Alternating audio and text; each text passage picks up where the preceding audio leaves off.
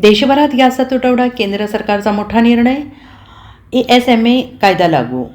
America, Israel आणि इराणमध्ये 11 दिवसांपासून भयंकर युद्ध सुरू आहे. आखाती देशांमध्ये युद्धाची आग धुमसत असल्याने येथून भारताला होणारा खनिज तेलाचा आणि नैसर्गिक वायूचा पुरवठा जवळपास ठप्प झाला आहे.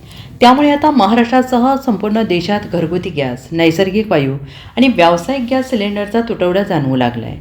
पुढील काही दिवस युद्ध सुरू राहिल्यास ही परिस्थिती आणखीन गंभीर स्वरूप धारण करू शकते. या पार्श्वभूमीवर केंद्र सरकारने एक महत्त्वाचा निर्णय घेतला आहे. गॅसचा तुटवडा जाणवू लागल्याने केंद्र सरकारने देशभरात ESMA अर्थात आवश्यक सेवा पुरवठा अधिनियम कायद्याची अंमलबजावणी सुरू केली आहे. या कायद्यामुळे आता देशभरात आवश्यक वस्तूंची साठवणूक आणि काळाबाजार करण्यावर प्रतिबंध लागणार आहे. आखाती देशांमध्ये सुरू असलेल्या युद्धजन्य पार्श्वभूमीवर केंद्र सरकारने हा निर्णय घेतल्याचे समजत आहे. आखाती देशांमधील युद्ध परिस्थितीमुळे जगभराचं इंधन टंचाईचे संकट जाणवू लागले आहे. भारतात व्यावसायिक आणि घरगुती वापराच्या गॅस सिलेंडरचा तुटवडा जाणवतो आहे. महाराष्ट्रातील कोल्हापूर आणि छत्रपती संभाजीनगरमध्ये अनेकांनी गॅस सिलेंडर मिळत नसल्यामुळे एजन्सीबाहेर रांगा लावल्याचं चित्र आहे.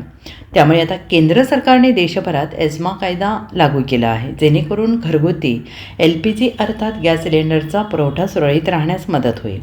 तेल शुद्धीकरण कारखाने आणि पेट्रोकेमिकल कंपन्यांना जास्त प्रमाणात LPG उत्पादन करण्याचे निर्देश केंद्र सरकारने दिले आहे. Bureau report SPN Marathi, Mumbai.